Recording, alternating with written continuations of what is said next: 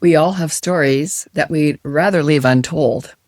Part of our past we try to ignore, moments we wish we could undo, labels we never asked for but somehow ended up wearing.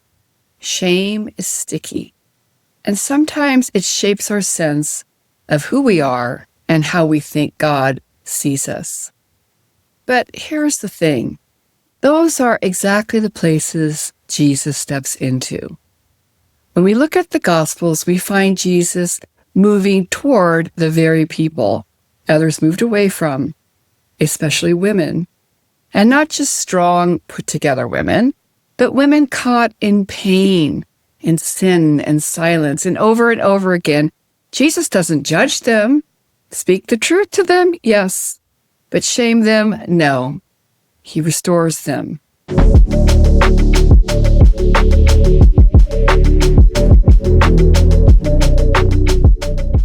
Hi, I'm Sandy Laws, and this is She Is Called, a podcast about the women who met Jesus and were never the same.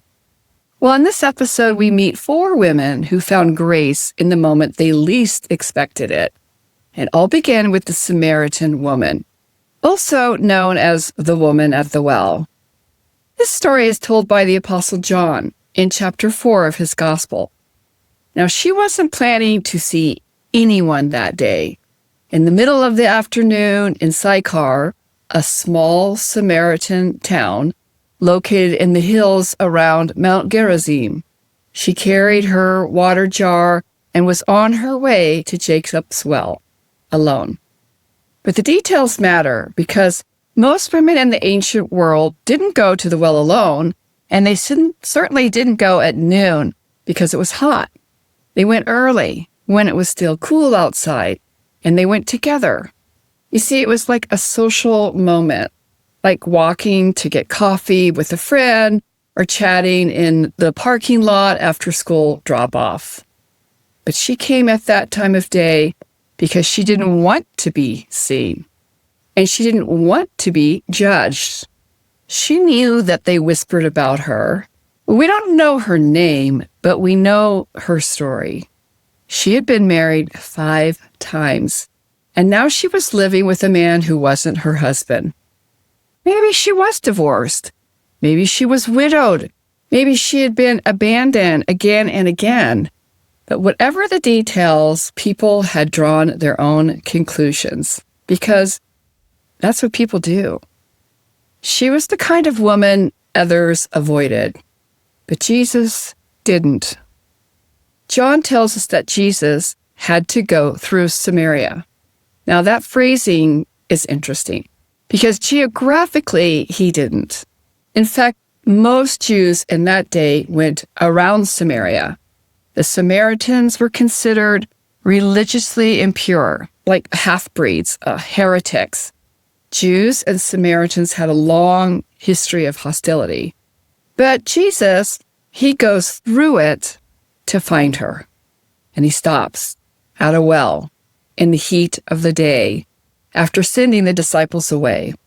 This conversation was a one-on-one, not intended to be a group discussion. And when the woman approaches, he speaks first. "Will you give me a drink?" Now, this question may sound simple to us, but it wasn't to her. Jewish men didn't talk to Samaritan women in public, and certainly not women with her kind of reputation. So she's startled, surprised. She says, "You're a Jew, and I'm a Samaritan woman. How can you ask me for a drink?" Jesus answers by offering something she did not expect. He says, "If you knew the gift of God and who it is that asked you for a drink, you would have asked him, and he would have given you living water." She doesn't understand yet, but what I think is astonishing is that she stays in this conversation until she gets it. She starts talking about the well, how deep it is, how he has nothing to draw the water out with. But Jesus is gently shifting the conversation. He's not just talking about thirst. He is talking about spiritual life. "Everyone who drinks this water," Jesus said, will be thirsty again. But whoever drinks the water I give them will never thirst. Indeed, the water I give them will become in them a spring of water welling up to eternal life. She wants this water. Of course she does. I would want it too if I were her. She has literally been thirsty her whole life. Physically, yes, but also emotionally and spiritually, relationally. And now someone is offering her permanent relief. And that's when Jesus turns toward her heart. And he says, "Go call your husband and come back." She answers, "I have no husband." And he says, "You're right. The fact is, you've had 5 husbands, and the man that you're with now is not your husband. What you've said is quite true." Notice what he doesn't say to her and what he doesn't do. He doesn't accuse her. He doesn't give her a speech about sexual sin or morality or purity. He just speaks the truth to her, and he stays. She needed to hear that truth in order to believe him. He wasn't calling her out. He was proving his identity, giving her what she needed to understand who he is. And for the first time, maybe in years, she wasn't dismissed. She isn't avoided. She is seen. Well, her response, she brings up a long-standing debate. Where is the right place to worship? Now she's getting to the heart of the matter. Where do I go to find God? Now she's been excluded from this much. But what if access to God was no longer limited by location or heritage? She knows the Messiah is coming, but for her, it feels far off, down the road. Jesus looks her in the eye and says something that no one else had heard yet. He says, "I, the one speaking to you, I am him." The Messiah, the one they'd been waiting for. And he told her, okay, not a king, not a priest, not even one of the disciples, but a woman, a Samaritan, someone considered morally unfit, someone people didn't even want to be seen with. And at that moment, her shame broke. The water jar she brought, the reason she came, was left behind. And she ran into town saying, "Come see a man who told me everything I ever did. Could this be the Messiah?" The town listened, and they came, and many believed because of her testimony. The woman who had been avoided became the messenger of Jesus because she was called to share the good news. I can relate, at least in part, to this story. I've been divorced, not 5 times, just once. And the man that I'm now with is my husband. He's been my husband for 33 years. But that first part, getting divorced when I had 2 young children, that was incredibly hard. I felt shame about it because divorce is the failure of something sacred. It's the failure of something important. It doesn't just hurt for one moment. It ripples through everything, your identity, your family, your future. It's incredibly hard. But God never left me alone. He never left me standing in sorrow and pain and regret. He never made me feel shame. He walked with me through the whole journey, sometimes holding my heart that was broken into pieces. He was holding my life together. And he restored me.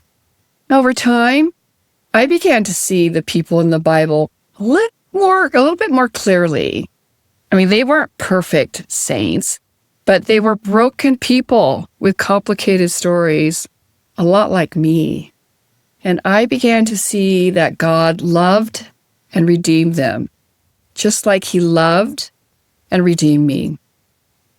The story reminds us that grace doesn't wait until we've cleaned everything up. Jesus didn't wait until she apologized He didn't make her confess a list of failures. He met her in the middle of her story, in the middle of the day when no one else wanted to meet her.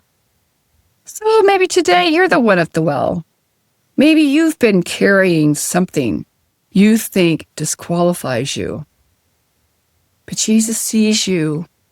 He meets you and he says, I am he.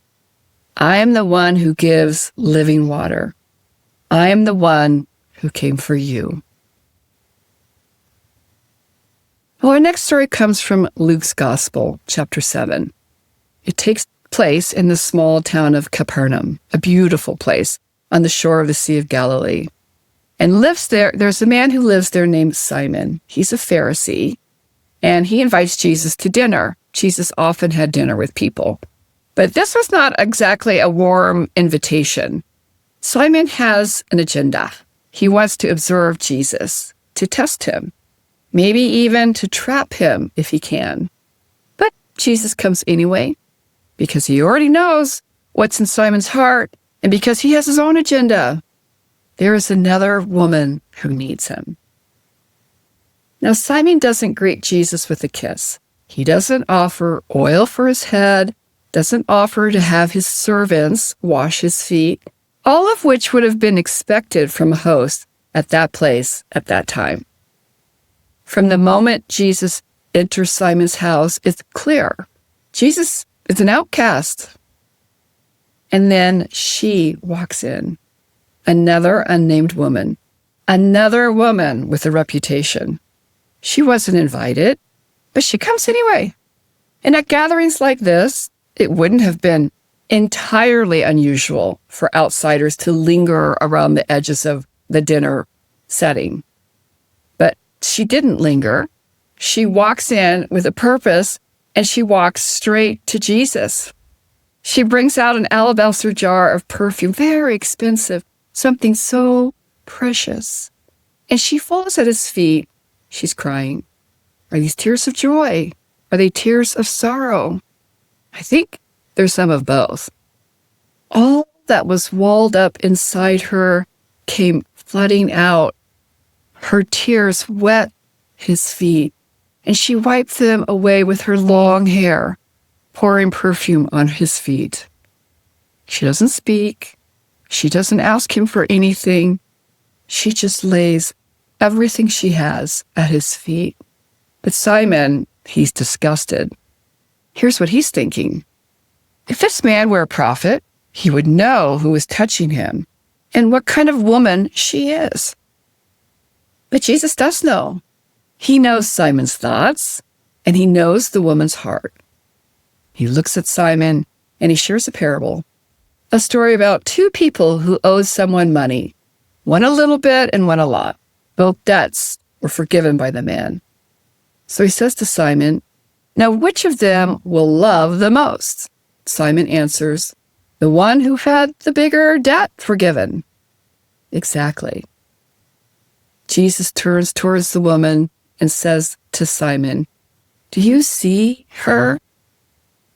He contrasts her love, her humility, her gratitude with Simon's indifference, judgment, and coldness. And then he says something to the woman that Simon could never say. He says, your sins are forgiven. Your faith has saved you. Go in peace. Let's pause. She wasn't afraid to be seen. She wasn't afraid to be judged. She risked it all to show Jesus how much she loved him, how much she needed him. And he received her, not just as forgiven, but as someone with insight, someone with courage, with faith. I really like this woman because she didn't care what people thought. Sometimes I probably think too much about what people think of me. I don't know if you feel that way, but I do. But this woman, she had one goal, to show Jesus how much she loved him.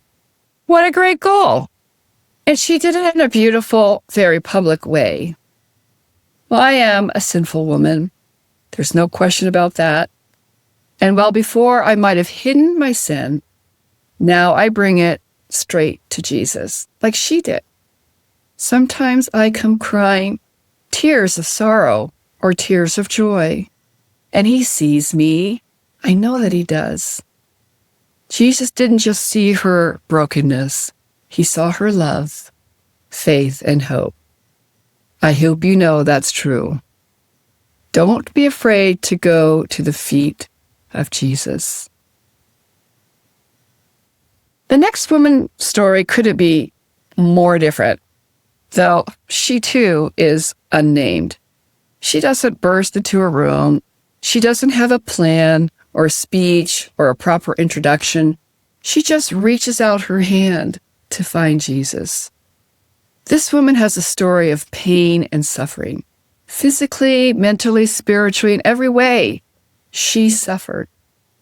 Mark tells her story in chapter 5 of his gospel. In the Greek, it's a series of participles that really brings out the severity of her situation. Here's what it says. Having a blood flow, having suffered from many doctors, having exhausted all of her wealth, having not improved, but having gotten worse. Not only was she seriously ill, but she was considered ceremonially unclean, which made her separate from her community. Her entire life was consumed with trying to break free from this problem, but it wasn't working. I think we all know somebody like that. If it isn't us, we know somebody like that who has a problem they've been trying to break free from. Now, at this moment, Jesus is on his way somewhere else. And not just any place. He's on his way to save a young girl, Jairus' daughter. This is a story wrapped in a story, and this is how Mark told his stories, kind of all stacked together sometimes. Jairus is well known. He's a synagogue leader, a man of religious standing. Everybody knows him. He comes from a place of prestige.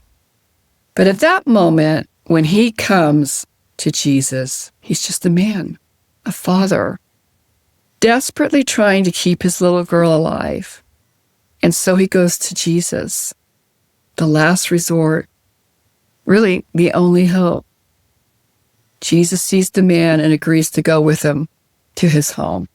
He starts walking together with his disciples and a large crowd around them. And that's when the bleeding woman appears. She doesn't announce herself. She doesn't stop him to tell her story. She's a nobody in her mind, and certainly not important enough to command Jesus' attention. So she drops to the ground behind him, crawling through the dust to get close enough to reach the edge of his robe. Amazing. She touches his cloak, and she's healed. This miracle is so remarkable because it didn't happen face to face. She didn't plead with Jesus or explain her case. It was just a quiet act of faith. She believed that even if she could just touch him, it would be enough. And it was, because immediately the bleeding stopped. But Jesus noticed something. He stopped and asked, "Who touched my clothes?" Now, the disciples, they didn't get this. They said, "You see the people crowding around us, and yet you ask, who touched me?" In other words, everybody's brushing up against you, Jesus. Forget about it. Let's keep going. But Jesus knew that something was different. This wasn't random contact in a crowd. It was deliberate. It was personal. He felt the power leave him. And so he paused, and he looked around, and he waited. Let's not miss what this moment would have felt like for Jairus. His daughter was dying. Every second counted in his mind, but Jesus stopped for someone else. Why?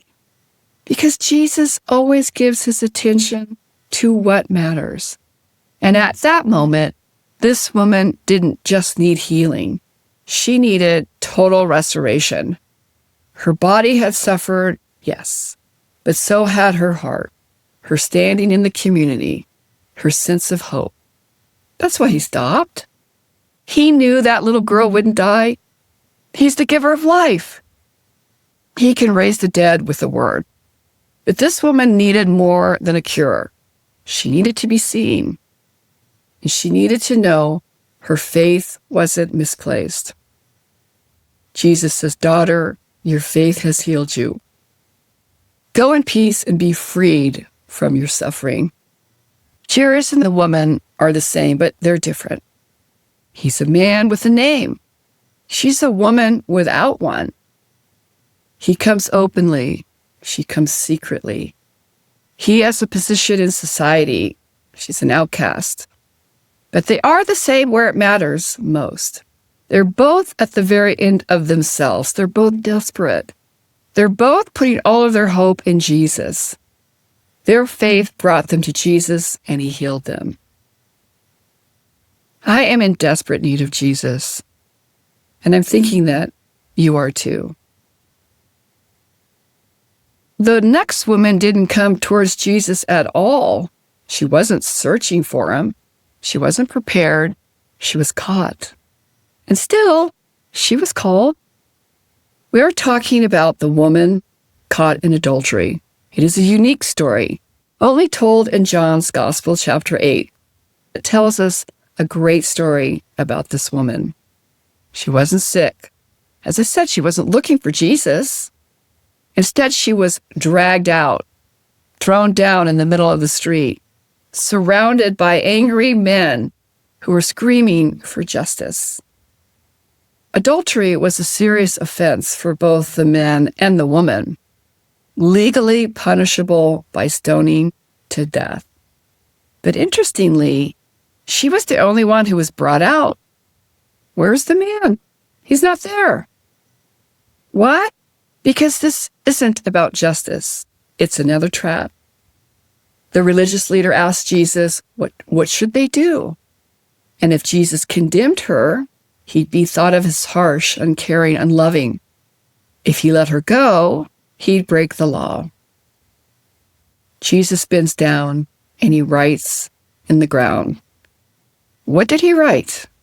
We don't know. Nobody knows. Lots of opinions. But we do know what he said. Let any one of you who is without sin be the first to throw a stone at her. And one by one, the stones fall away. The men walk away. Jesus turns to the woman. Woman, he says, where are they? No one has condemned you? No one, sir. Neither do I condemn you.